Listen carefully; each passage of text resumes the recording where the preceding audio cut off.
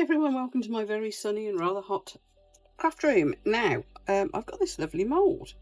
Now, for those of you who commented that, we've seen a lot of lovely, high quality, expensive moulds on YouTube recently, and we'd like to see some more economical moulds too, then here you go. This is pretty cheap, bought it myself.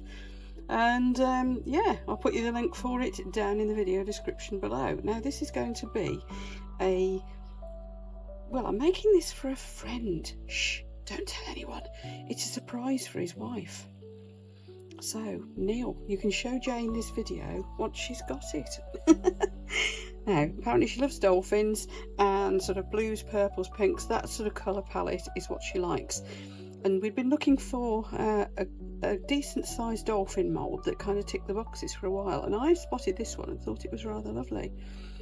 Now, what we're going to do is we're going to get some Chameleon powders down into these shapes, and we're going to use the technique that I used for the lotus flower very fiddly mould that I did recently, because I think that will get that colour down into those shapes and give us the lovely effect that I want. And then we'll top it up with a different colour resin and other powders. Anyway, yes, I'm going to have a play with this one, so join me and we'll see how we get on. These are some of the colours that I'll be using. They're from Wendy at Toonfish Crafts, and these are Chameleon powders, and these are ethereal powders. So these are the ones that are more transparent.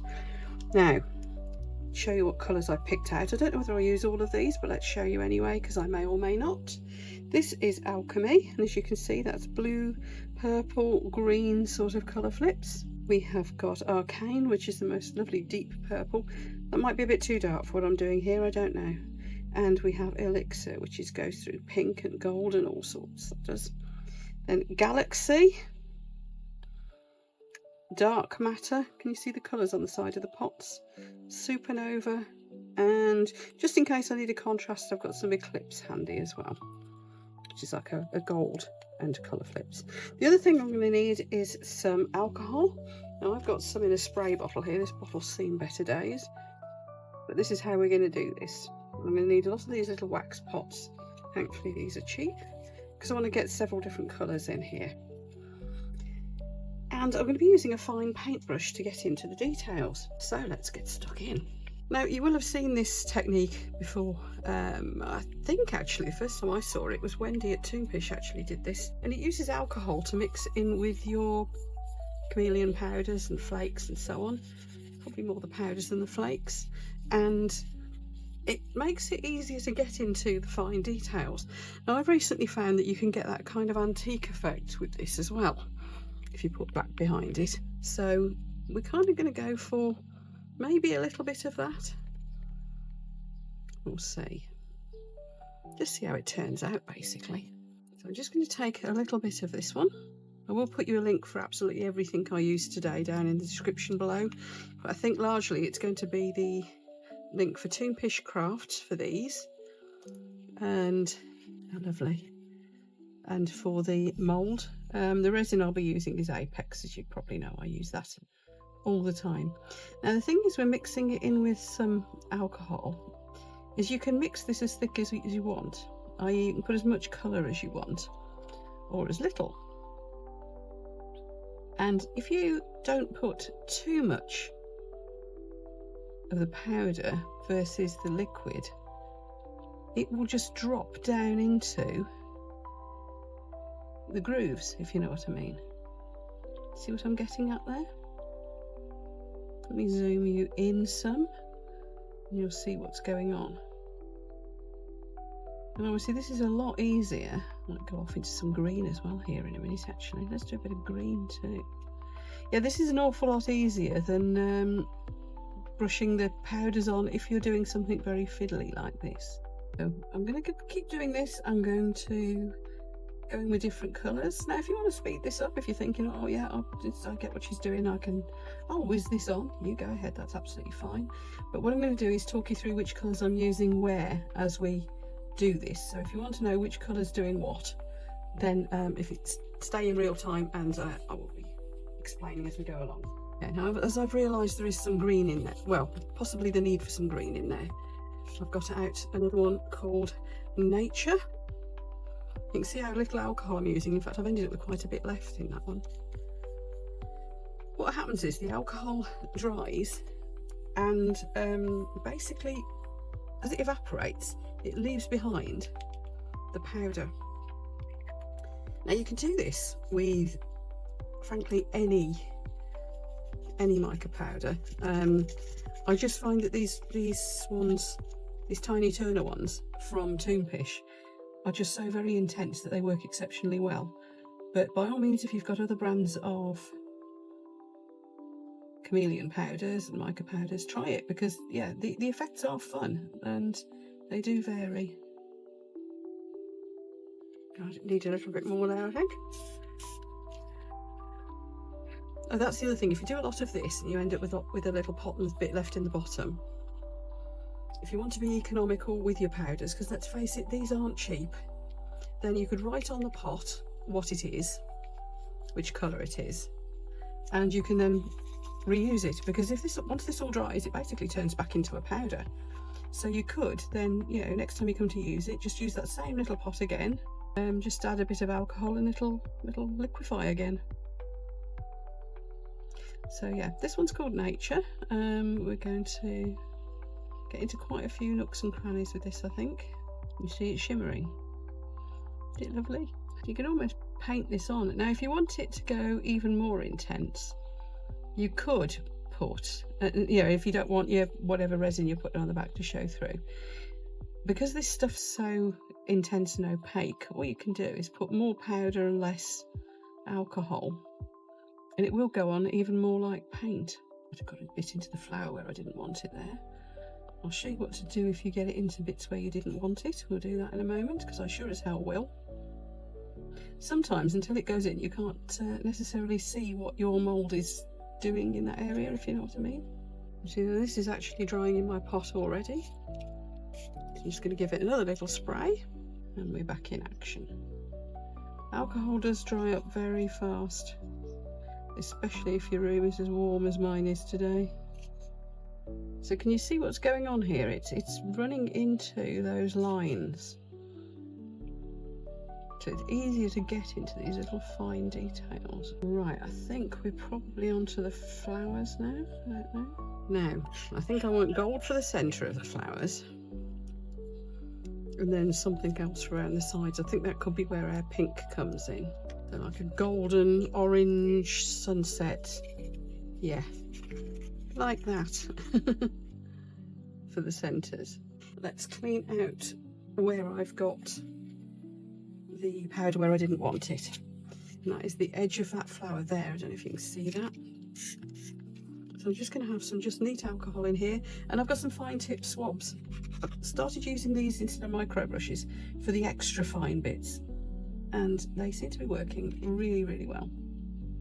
I just bought a big bag off Amazon. There we go, I think that's okay. Right, let's have a little bit more of this Eclipse into those flower centres. Now it's going to take a little bit longer for these flower centres to evaporate, so while that happens, I'll get on and mix up what I want for the rest of the flower. And of course I've just sprayed alcohol in this pot, so I might as well put just a little bit more, and we'll go in with, what should we go in with? I think I'm wanting like a pink. Yeah, let's go in with this pink. Still don't know what colour I'm going to decide on for the whole dolphin, of course. Don't know. Need something that's going to contrast a little bit, don't I? So this pinky one is Galaxy, and it's getting into bits of the leaves, and it's running round into the other areas, and I don't mind. That's okay. I hope you can see it shimmering in the sun. We are in the middle of a little bit of a mini heat wave in the UK, although it's cooled down a little bit today, so I'm hoping I won't have too many issues with my resin doing silly things today. Let's put a little bit of that in the end of these leaves too, if that's what they are. Are they leaves? I suppose they're leaves. A little bit pinky in the tips is what I'm thinking. Right, now the other thing we've got is the dolphin's little eye here, and let's see what we've got. So there's a raised area, and then there's his little eye there, which appears to be recessed in. So what colour should we do his eye there? Oh no, I think they're pretty much black, aren't they? is this where Arcane could come in. So Arcane is a very deep purple. So there we are. Now, all this then remains to do is decide, once this is all completely dried, what colour we're going to do the whole thing in, because the whole back I'm going to dust over with something. So a quick recap on the colours in case you missed any of that. We used Nature, is that green, that's a Chameleon pigment. We used Arcane for the eye, which is another Chameleon pigment. Which ones did we use? We used Galaxy as our pink. We used Elixir for that orangey, goldy, peachy, and then Supernova for the blue. Don't think we've used any dark matter, have we? So now I need to decide on a contrast colour that will work well against those. Now they're going to be quite bright, so I'm gonna have to think about this, aren't I? What about ether? Or is that too similar? Okay, I think I've got it. We're going to use Chaos. But of course, I've got to let those dry first. As you can probably see, they're drying already. That is settling down nicely. Looks like I've got a couple of little bits where I didn't get with the alcohol. You see what I mean? Look, that's already dried in there. Give it a little squirt, and it's back. Now I've got a little bit of a darker blue in there because I've got, yeah, definitely got a little bit of that Chaos that I used. Not Chaos, the purple that I used in his eye. So what you can do as it's dried is just go around and give it a little bit of a fuss. By which I mean you can do a little bit of blending, you can do a bit of evening out, you can do what you like really. This is something that's worth messing about with, to be honest. I think it's a fun technique. And yeah, there we are. So I do tend to do this. I pop them all inside each other and then I keep them safe. Now, that I think is cured already. So I'm going to show you what I mean when I say like a final flood coat. This is where it gets a bit messy. I'm going to get a bigger brush and I'm just going to do this and be a bit quite liberal, because this colour is going to be it's the colour that's going to pick up any bits where we haven't gone previously with the alcohol and mica mix. Look at that. Look at that. I did get quite a lot on my brush there, but it's gone all over. It really has. I could have probably got away with a little bit less. It's incredibly, it goes an awful long way. This, people have said to me, oh, you only get a tiny bit in the parts. Yeah, you do. You only need a tiny bit. For people like me who do an awful lot, I really do wish though that Tiny Turner would do like bulk size pots as well. Yes, I know that would cost a fortune. But the amount I get through, it would be better than keep buying these little pots. Because although I do have a few of these sent to me, the majority I have actually paid for. Right, I'm going to have a little clean up for a minute and then we'll get back to working on this. Right, let's have a closer look. Now, as you can see, that final coat has kind of gone everywhere. Hopefully it's covered mostly up around the edges. Look, I've cleaned up around here because I thought it would be easier for you to see what's going on. Now, what we're going to do, we could do a few things here. We could use black polyurethane resin, which would cure really fast. However, as it is quite warm in here, even though it's cooled down a bit since when I was trying to film yesterday, I think PU resin is going to cure that fast. It might give me problems, so I'm going to use my normal epoxy. So here we go. Could this be any more purple if it tried? Anyway, seems kind of appropriate. Apparently Jane likes purple. Okay, so the resin I am mixing up here is the usual one that I use. It's Apex High Gloss.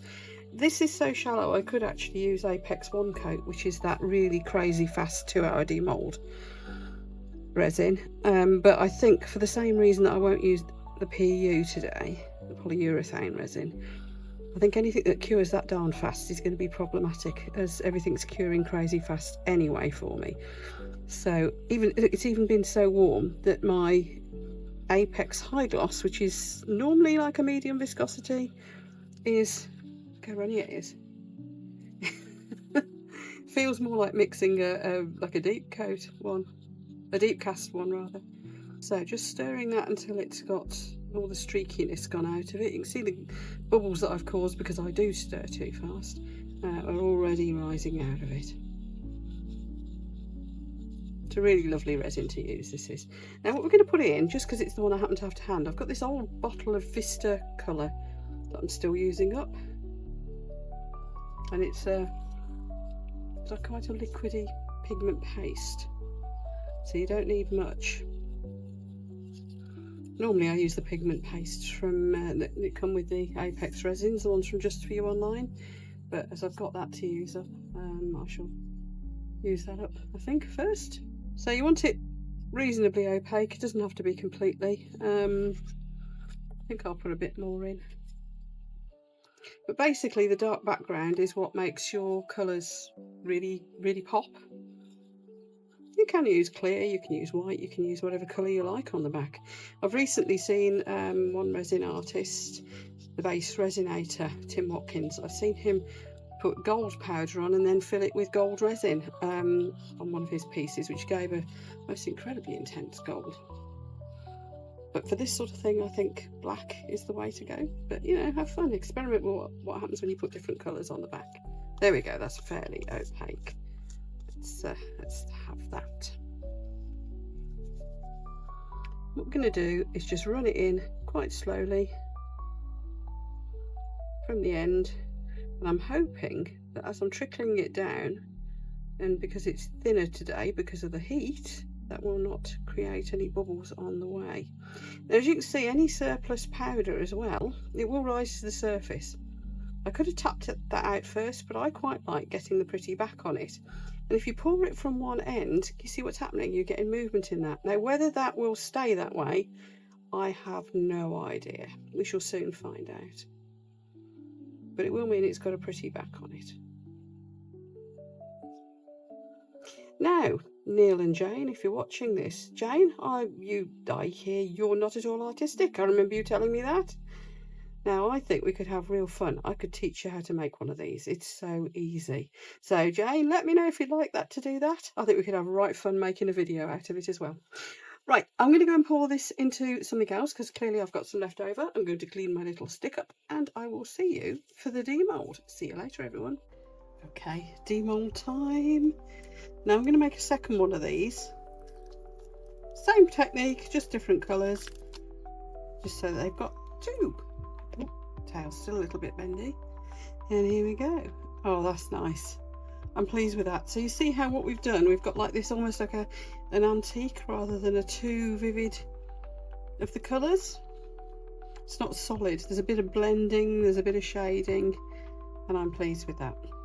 So yes, I'm going to make another one, and when it comes to the photos at the end, so of course there will be two. Hope you like this one, everyone, and I really hope that Jane and Neil like it too. Well, both of them once they're done. Take care, everyone, and I look forward to seeing you for the next video. Bye.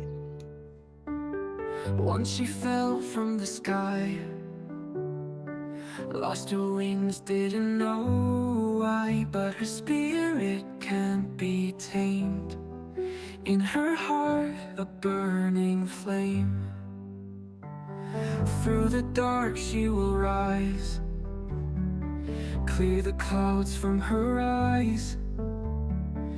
Every tear makes her strong, in her soul a healing song. She will fly again one day, spread her wings and light the way. Angel wings made of gold, heart so pure, brave and bold. Through the pain she will march, every step leaves a mark. Gather strength in each breeze, finds her peace in the trees. She will soar